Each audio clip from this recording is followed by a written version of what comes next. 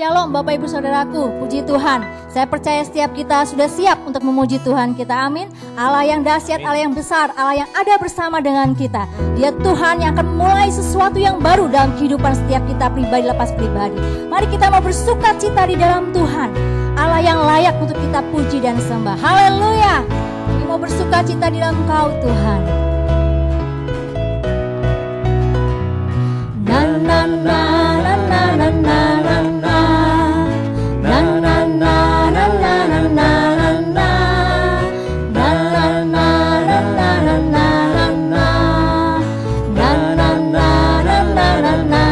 na. Mari katakan, musim baru telah tiba, sukacita melimpah, saat penuaian besar, anggur baru tercurah, oh, anggur baru tercurah. Musim baru telah tiba, sukacita melimpah, saat penuaian besar, anggur baru tercurah, oh, anggur baru tercurah. Kelimpahan datang, saatnya bersorak, kesembuhan datang, yang lemah berkata ku kuat, yes, kelimpahan datang, saatnya bersorak, kesembuhan datang, yang lemah berkata ku kuat. Na na na na na na na na na na na na na na na na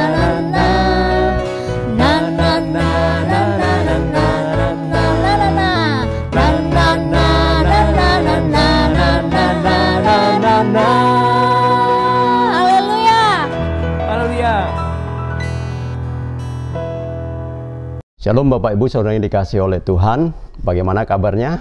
Saya percaya setiap kita ada dalam kondisi yang luar biasa. Ya, masih di tengah-tengah suasana tahun baru 2021. Ya, saya mengucapkan selamat tahun baru untuk setiap kita semua. Saya percaya di tahun yang baru ini tentunya ada pengharapan, ya, ada cita-cita, ya, ada kerinduan yang baru yang kita bisa lakukan. Bukan hanya di dalam kehidupan kita pribadi, tapi bagaimana kita juga bisa lebih maksimal, ya, di dalam seluruh apapun yang mungkin Tuhan sedang percayakan atas kehidupan kita.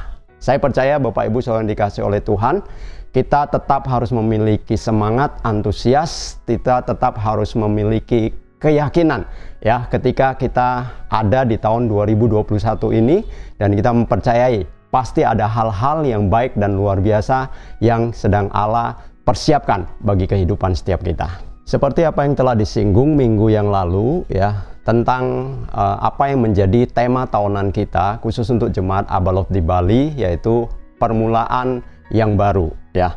Nah, minggu lalu Pak Beta sudah menyinggung sedikit tentang proses apa itu permulaan yang baru di dalam kehidupan kita sebagai jemaat Abalov yang ada di Bali ini. Nah, hari ini saya ingin melanjutkan proses, ya, kita melihat tentang permulaan yang baru yang kita ingin lakukan, ya, di tengah-tengah jemaat di tempat ini.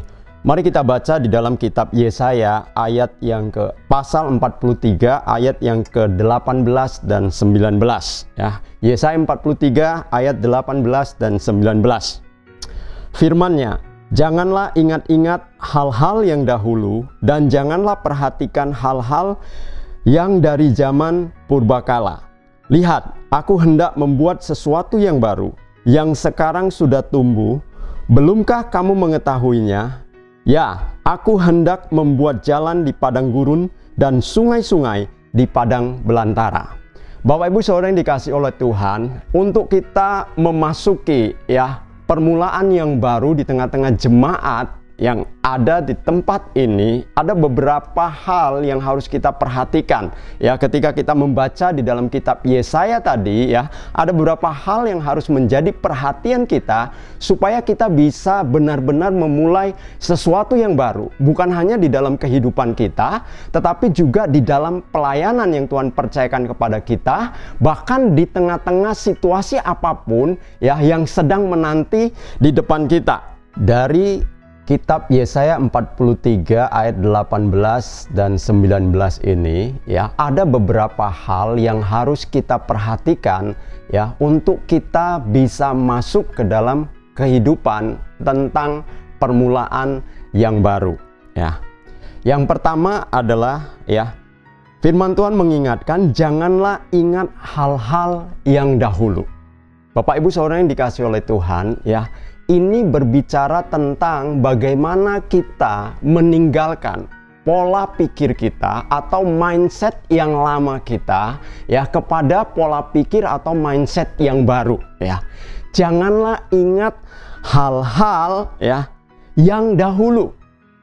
Kalau dahulu mungkin ya ada banyak hal-hal yang kita merasa kita gagal, kita tidak mampu, kita tidak bisa ya, kita merasa ya punya keterbatasan untuk melakukan ini dan itu ya, sehingga mengungkung kita untuk kita tidak bisa memiliki pemikiran-pemikiran yang baru. Firman Tuhan ingatkan janganlah ingat ya hal-hal yang dahulu ya. Pola-pola pikir yang lama itu harus kita tinggalkan ya, harus kita buang ya, supaya kita bisa memiliki pola pikir yang baru ya, seperti yang tertulis di dalam kitab Roma 12 ayat yang kedua ya. Firman Tuhan berkata, janganlah kamu menjadi serupa dengan dunia ini, tetapi berubahlah oleh pembaruan budimu, sehingga kamu dapat membedakan manakah kehendak Allah, apa yang baik, yang berkenan kepada Allah, dan yang sempurna. Bapak Ibu Saudara yang dikasihi oleh Tuhan, kalau pikiran kita masih dikungkung ya dengan pola pikir yang lama, yang membatasi ya untuk kita bisa memiliki hal-hal yang baru, maka kita tidak akan pernah bisa mengetahui apa yang menjadi kehendak Allah atas kehidupan kita. Oleh sebab itu ya, Paulus mengingatkan kita ya, berubahlah oleh pembaruan budimu. Pikiran kita ini harus berubah ya. Pikiran kita ini ya harus bisa menyelami apa yang menjadi pikirannya Tuhan. Jadi kita harus bisa menanggalkan hal-hal yang membatasi kita, mengungkung kita, ya bahkan membelenggu pikiran kita, membuat kita tidak memiliki pikiran yang terbuka. Itulah yang dikatakan Yesaya ya, jangan ingat hal-hal yang dahulu. Buang semua itu ya. Mulai berpikir yang baru, melihat apa yang Tuhan bisa lakukan melalui kehidupan kita atau melalui apa yang Dia percayakan atas keberadaan kita. Kalau kita tidak merubah pikiran kita kepada pikiran yang baru, pembaruan budi kita ya. Masih ingat Bapak Ibu tentang ilustrasi ya gajah? Gajah yang sedari kecil ya kakinya diikat dengan tali ya. Tali atau tambang ya. Lalu dia coba untuk melepaskan diri dari tali tersebut, tapi dia tidak berhasil. Setiap kali dia menyentakkan kakinya, ya, tali tersebut tidak pernah putus. Ya. Lalu pengalaman dia, ya, membentuk pola pikirnya gajah. Ya, saya nggak tahu gajah punya pikiran atau tidak. Tetapi paling tidak, ketika dia berusaha untuk memutuskan tali tersebut, tapi dia tidak pernah berhasil. Akhirnya dia berpikir, ya, tali ini kuat dan saya tidak bisa memutuskannya, ya. Dan ketika gajah tersebut bertambah besar, dia tetap diikat dengan tali yang besarnya sama, ya. Seharusnya sekali sentak saja, ya, dengan bobot tubuh gajah yang demikian besar, itu tali langsung putus. Tetapi karena dari kecil, ya, itu sudah membentuk pola pikirnya gajah, dia tidak mungkin bisa memutuskan tali tersebut sekalipun dia sudah bertumbuh menjadi gajah yang besar, ya. Dia tetap berpikir, saya tidak mampu memutuskan tali ini. Akhirnya dia tetap terikat dengan tali yang besarnya tidak seberapa dibandingkan dengan besar dan kekuatan tubuhnya. Itu bicara tentang pola pikir. Nah, jangan-jangan ya kita juga terjebak dengan situasi itu. Ketika kita tetap ada di dalam pola pikir yang lama. Yang saya katakan tadi, mungkin kita mengalami hal-hal yang tidak menyenangkan ketika kita berusaha untuk mencoba yang baru. Akhirnya membentuk pola pikir kita, ya saya memang tidak mampu. Ya saya memang tidak bisa. Ya saya punya keterbatasan. Atau apa nanti kata orang, apa pendapat orang. Bagaimana kalau menjadi begini, bagaimana kalau jadi begitu. Akhirnya kita tidak memiliki keberanian ya untuk kita melompat keluar, berpikir sesuatu yang jauh lebih besar yang sebenarnya Allah bisa melakukan melewat kehidupan kita. Hal yang kedua yang kitab Yesaya ingatkan kepada kita, ya, masih di Yesaya 43 ayat yang ke-18, ya. Dikatakan, dan janganlah perhatikan hal-hal yang dari zaman purbakala, ya. Janganlah perhatikan hal-hal yang dari zaman purbakala. Bapak Ibu Saudara yang dikasihi oleh Tuhan, ini berbicara tentang bagaimana kita harus berani keluar dari zona nyaman kita. Nah, saya bersyukur ya, peristiwa atau pandemi COVID yang terjadi di tahun 2020 yang lalu, ya, secara tidak langsung ya, Tuhan izinkan itu untuk memaksa ya orang-orang, bahkan gereja, keluar dari zona nyamannya. Perhatikan, ya, kalau saya bersyukur bukan berarti ya terus berdoa harus ada pandemi. Tidak, kita semua rindu pandemi bisa cepat berlalu ya, supaya kehidupan bisa menjadi normal kembali. Tetapi saya bersyukurnya di dalam proses pandemi itu ya, ada hal-hal yang baru yang sebenarnya Tuhan ajarkan. Tadi yang saya katakan, salah satu keluar, bagaimana memaksa manusia, memaksa kita, memaksa gereja Tuhan untuk keluar dari zona nyaman. Contoh, orang-orang tidak pernah berpikir ya bahwa mereka, contoh yang bekerja, tiba-tiba akan kehilangan pekerjaannya. Lalu mereka harus berpikir bagaimana cara untuk bisa menghidupi keluarganya. Mereka berpikir bagaimana mereka harus tetap bisa memiliki income atau penghasilan ya. Sementara yang selama ini ada di dalam zona nyaman ya, yang tiap bulan mungkin sebagai karyawan terima gaji ya sekian, pokoknya nggak mau tahu, tiap bulan terima gaji. Atau yang bekerja, yang berusaha ya, semua bisa berjalan dengan lancar. Tapi dengan situasi pandemi ini semuanya berubah. Saya melihat bagaimana orang-orang semakin banyak timbul kreativitasnya ya, untuk mereka ya berpikir bagaimana bisa menghasilkan income di dalam kehidupan mereka. Yang tidak pernah jualan tiba-tiba bisa menjadi ya orang pintar berjualan. Yang tidak mengerti ya bagaimana mengoperasikan ya hal-hal yang berbau media sosial, digital, tiba-tiba mereka dipaksa, mereka harus bisa menguasai itu ya. Yang dahulunya tidak mau tahu dengan proses ya perubahan ini dan itu, sekarang mau tidak mau mereka harus mengikuti itu ya. Termasuk gereja Tuhan. Orang-orang percaya yang selama ini selalu berpikir yang namanya ibadah itu pokoknya saya hari Minggu saya harus datang berkumpul ya, ada di dalam satu tempat tertentu yang disebut gereja, padahal itu adalah gedung gereja ya. Lalu mereka bersama-sama menyembah sedikit, pujian sedikit, dengan firman sedikit karena sambil ngantuk-ngantuk, kasih persembahan sedikit, lalu terima berkat sedikit ya. Lalu merasa puas ketika ditanya, "Kamu sudah beribadah?" Sudah. Tetapi dengan situasi pandemi ini, mereka tidak bisa lagi menikmati kenyamanan yang ada di gedung gereja. Ya, mereka dipaksa, gereja, umat Tuhan dipaksa bagaimana harus beribadah di rumah, beribadah di kelompok-kelompok kecil atau komunitas-komunitas kecil, ya, yang selama ini mungkin mereka berpikir itu bukan ibadah, ya.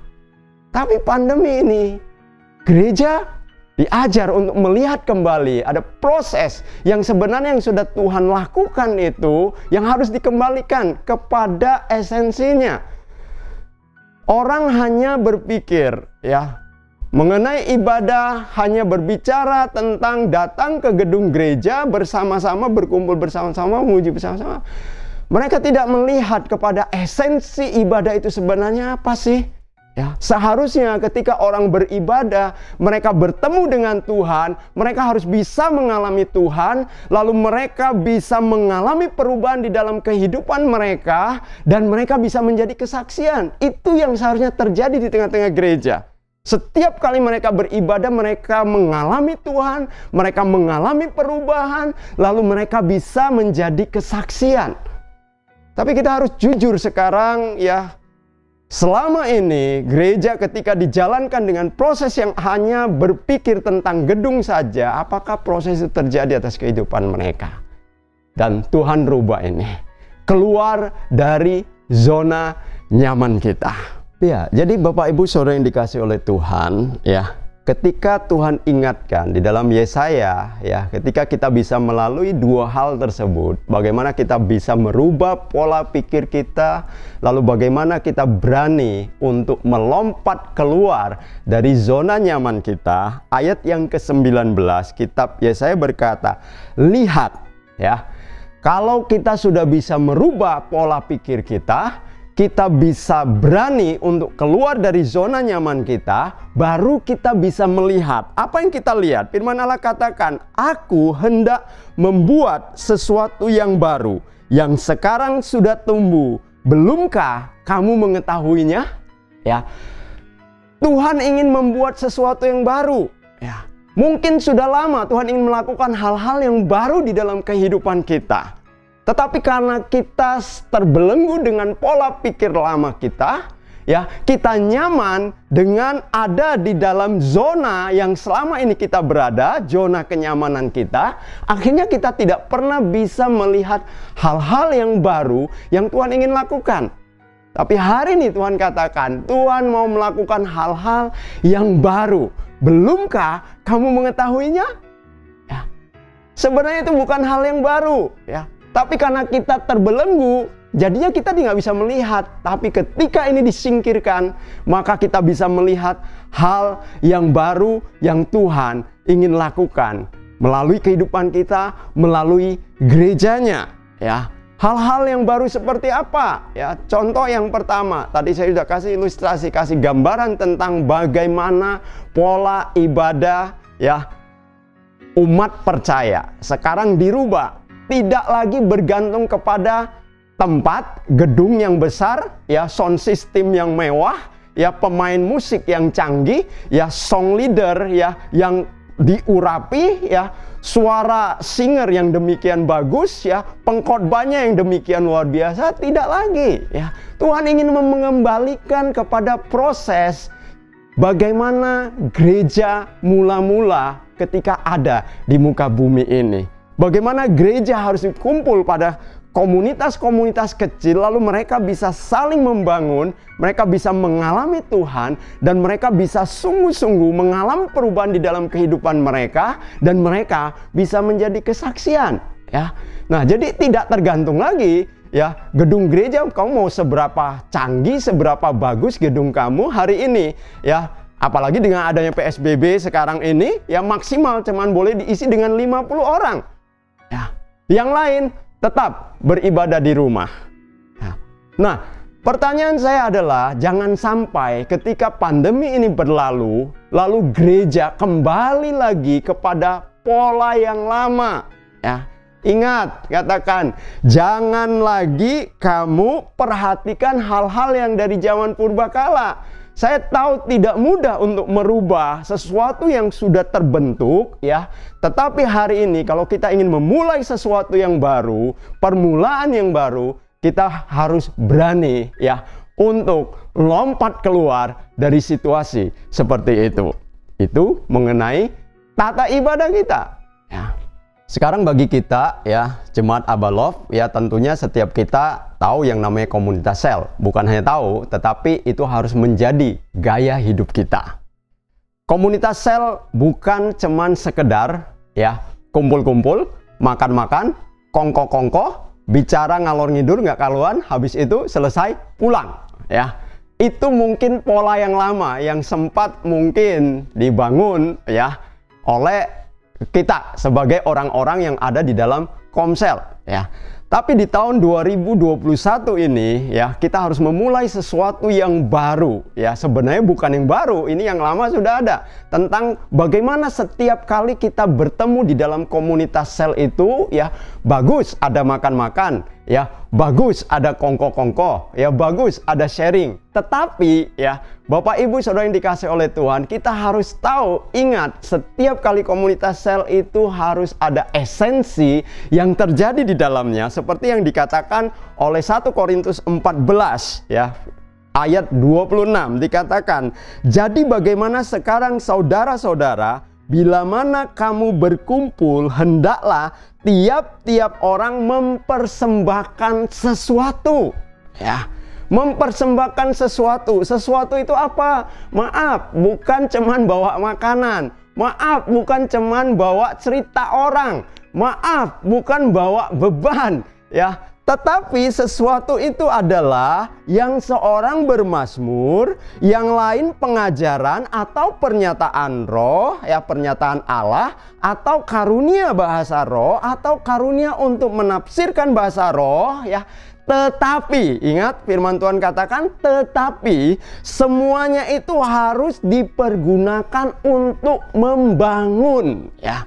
Nah, pertanyaan saya adalah, apakah setiap kali ya kita ada di dalam Komsel ya, kita ada di dalam komunitas sel, itu membuat kita semakin hari semakin dibangun?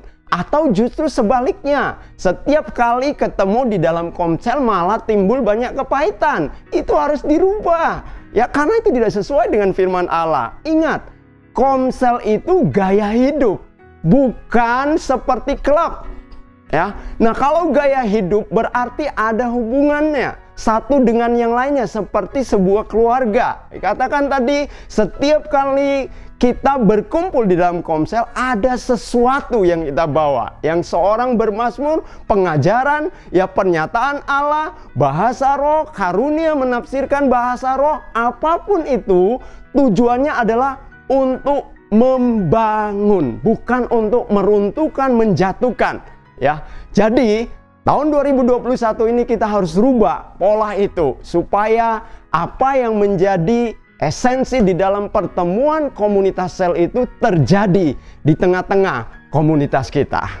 Hal berikutnya adalah proses mentoring atau pembapaan yang selama ini begitu gencar kita dengung-dengungkan, bahkan kita bukan hanya mendorong tetapi meminta ya, khususnya pekerja-pekerja harus ada di dalam proses mentoring ini. Nah, Bapak Ibu Saudara yang dikasih oleh Tuhan, ingat, mentoring bukan hanya berbicara seberapa banyak kita bertemu ya di dalam satu minggu atau dalam satu bulan ya, karena kita tidak sedang melakukan program mentoring atau pembapaan. Kalau itu program mungkin bisa dijadwalkan, bisa dischedulkan ya, seminggu berapa kali, sebulan berapa kali ya. Tetapi yang kita harapkan adalah proses mentoring ini harus menjadi ya sebuah hubungan yang terjalin antara mentor dengan mentinya atau bapak dengan anaknya ya. Jadi bagus kalau seminggu kita bisa jadwal atau dalam sebulan bisa beberapa kali untuk bertemu. Tetapi yang paling penting adalah proses terbangun hubungan itu harus ada. Proses keterbukaan itu harus ada. Proses untuk mempercayakan diri kita, kalau kita sebagai seorang menti atau yang dimentor atau sebagai seorang anak, proses kita mempercayakan diri kita kepada mentor atau kepada bapak kita itu harus ada. Proses submission kita atau penundukan diri kita sebagai seorang yang dimentor atau sebagai seorang anak itu harus ada kepada mentor atau bapaknya. Kalau proses itu tidak ada ya, sepertinya ada sesuatu yang salah dengan proses mentoring ini. Nah, dalam setiap pertemuan mentoring juga, Bapak Ibu Saudara dikasih oleh Tuhan, bukan hanya sekedar berbicara tentang masalah atau problem di dalam kehidupan kita, ya. Oke, di dalam perjalanan kita pasti ada problem, pasti akan ada masalah yang kita hadapi, ya.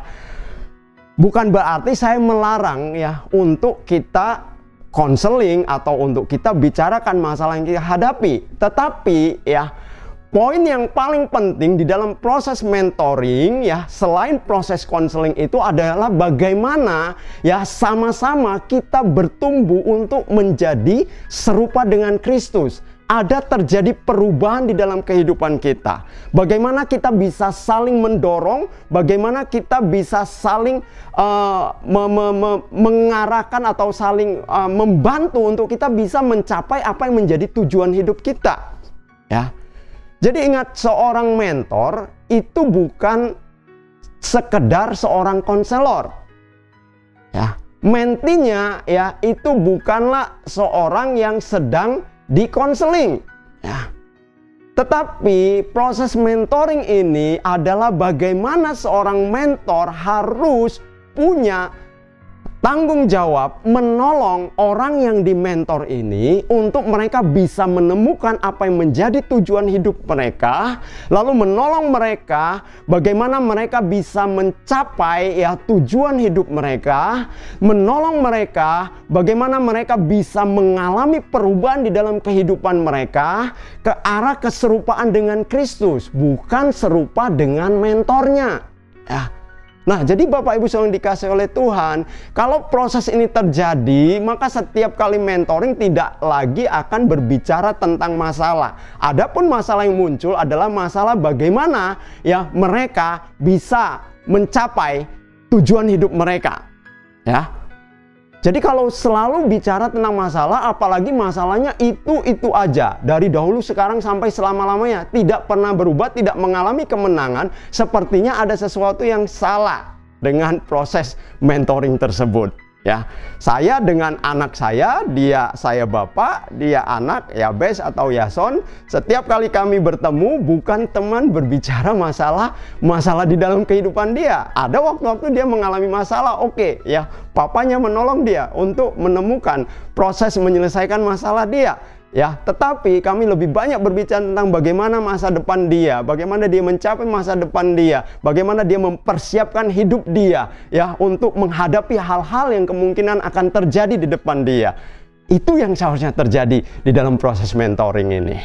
Ya, jadi 3 hal tadi itu berbicara tentang ya bagaimana proses kita sebagai orang percaya di tengah-tengah gereja lokal. Ada proses ibadah, ada proses komunitas, dan proses mentoring atau pembapaan. Satu hal yang sangat penting yang mungkin seringkali diabaikan atau dilupakan adalah proses di tengah-tengah keluarga. Bapak Ibu Saudara yang dikasih oleh Tuhan, ya.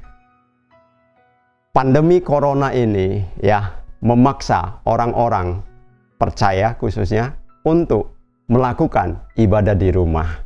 Berarti ya ibadah yang mereka lakukan adalah ibadah sebagai sebuah keluarga. Khusus untuk yang menikah adalah ibadah ada ayahnya, ada ibunya, ada anak-anaknya, ya. Harus bersama-sama sebagai sebuah keluarga. Akan menjadi aneh kalau sebagai sebuah keluarga ya yang sudah ya secara tidak langsung dipaksa oleh Tuhan ibadah di rumah, tapi ibadahnya sendiri-sendiri. Bapaknya sendiri, ibunya sendiri, anaknya sendiri, ya. Harus berubah. Kalau Tuhan udah izinkan untuk kita harus berada ibadah di rumah, ibadahlah bersama-sama sebagai sebuah keluarga, ya. Bapak Ibu Saudara yang dikasih oleh Tuhan, keluarga bukan sekedar ada bapak, ada ibu, ada anak-anak. Bapak tanggung jawab cari uang, hidupin anak-anaknya, memenuhi kebutuhan keluarganya. Ibu punya tanggung jawab ngurusin anak, ya kan, masak buat anak, ya, ngajarin anak, atau apa yang dilakukan keseharian sebagai seorang ibu, ya. Anak-anak yang penting menjadi anak di rumah, ya, sekedar anak yang ngikutin apa yang menjadi kemauan orang tuanya, ya. Saya pikir tidak sesederhana itu sebagai sebuah keluarga yang kita ingin mencapai atau kita ingin menemukan apa yang menjadi kehendak keluarga, ya kehendak Allah maksud saya di tengah-tengah keluarga tersebut. Bapak, Ibu, Saudara yang sudah berkeluarga, ya, kita harus kembali melihat apa yang menjadi rencana awal ketika Allah membentuk keluarga, yaitu melipat gandakan gambar Allah di muka bumi ini. Nah, pelipat gandanya hanya bisa terjadi ketika setiap anggota di dalam keluarganya bisa menjalankan fungsinya dengan benar. Sebagai seorang bapak, ya, maka harus berfungsi menjadi nabi, imam, dan raja. Ya.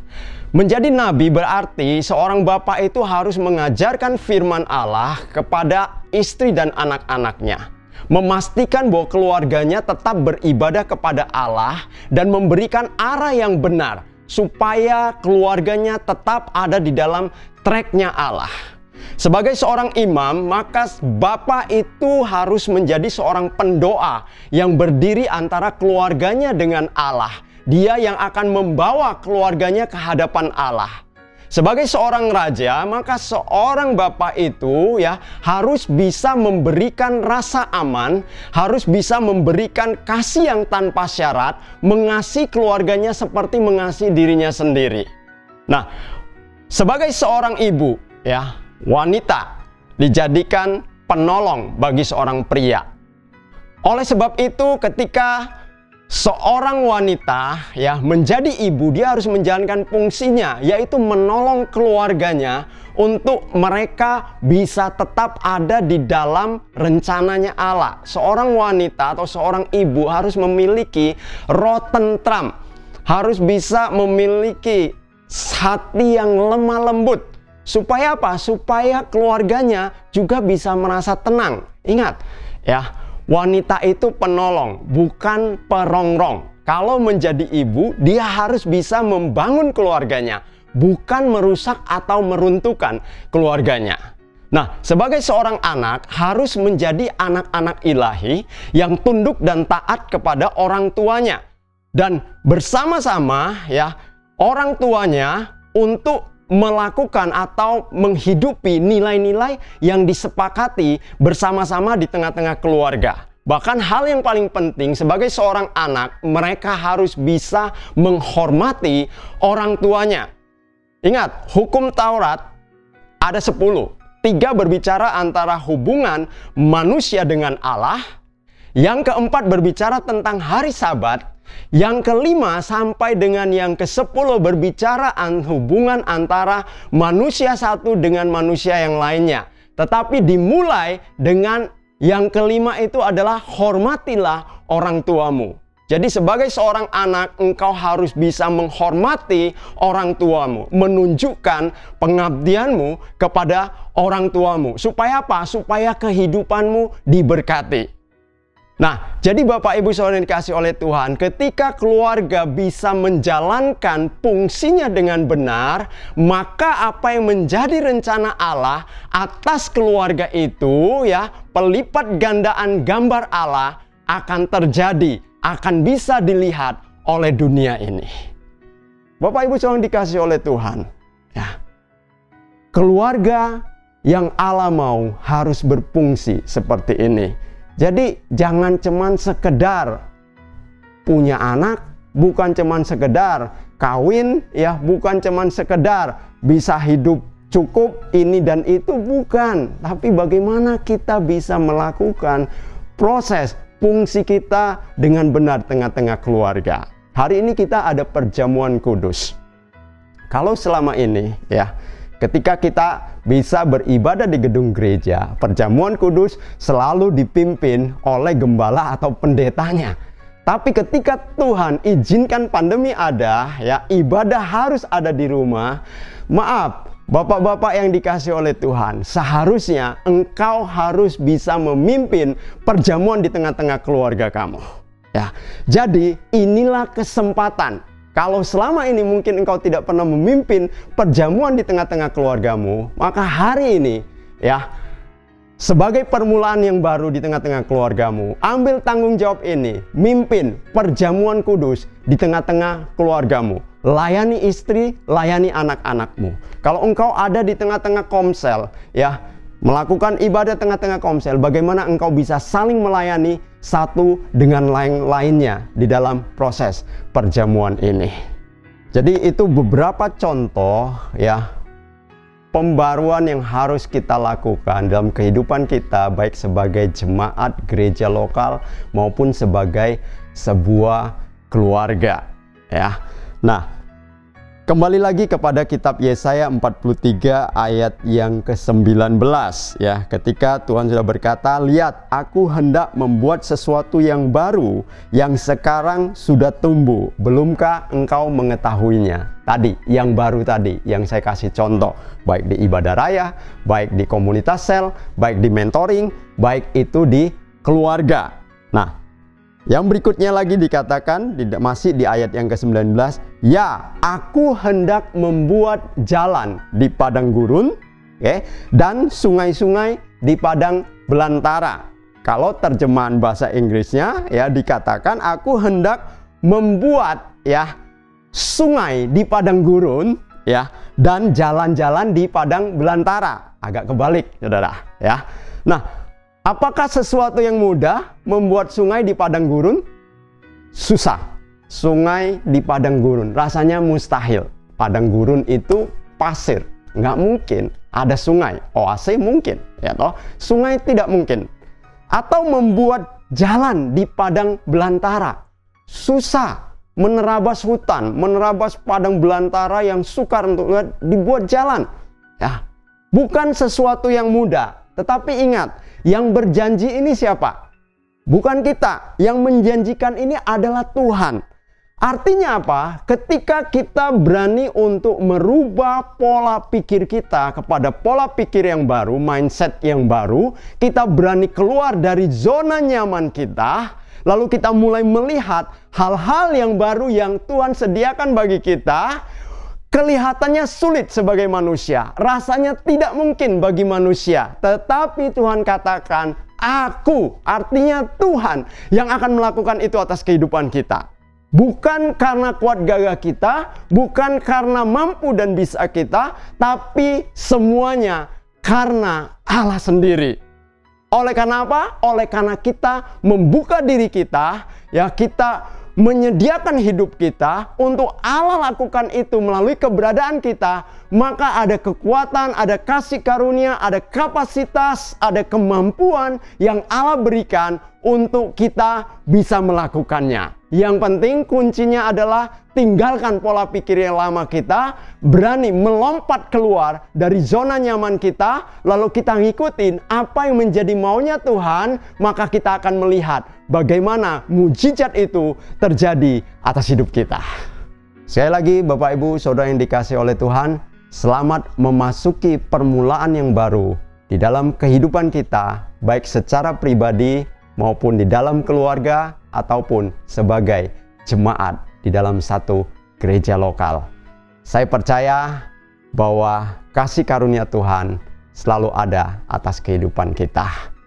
Mari kita berdoa. Tuhan, kami mengucap syukur kalau Engkau mengizinkan kami untuk kami boleh mengalami banyak hal di dalam hidup kami, semata-mata karena kami tahu Engkau sedang ingin mengajar kami bagaimana kami memiliki pola pikir yang baru seperti apa yang Allah mau, dan kami memiliki keberanian untuk kami meninggalkan zona nyaman kami supaya kami bisa melihat ada hal-hal yang baru yang sedang Tuhan sediakan atas hidup kami. Kami percaya kalau Tuhan memberikannya, selalu ada kekuatan yang juga akan menyertai setiap langkah kaki kami.